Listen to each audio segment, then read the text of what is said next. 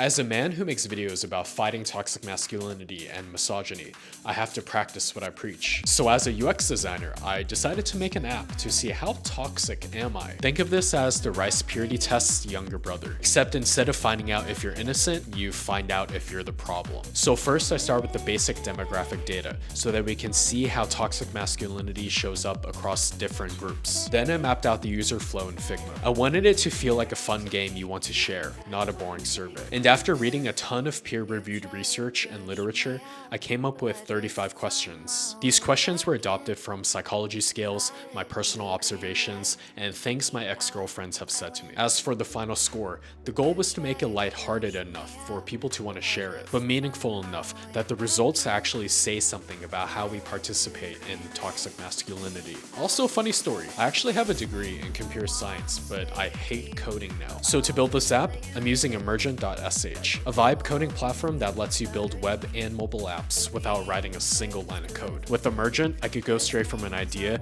to a design to a working app in minutes. And since they just launched a mobile feature, you can literally test how toxic you are anywhere. Plus, their new pro mode gave me way more control over the look and feel. I care about this test as a designer because toxic masculinity doesn't just affect men. It's a cultural system that affects everybody. Learning how these behaviors spread and how we can design better conversations around them matters. And in a future video, I'll dive into the data and see what we can learn from it. So if you want to see how toxic you or anybody else is, my new app will be linked in my bio. Thank you once again to emergent.sh. Sign up is free. Goodbye.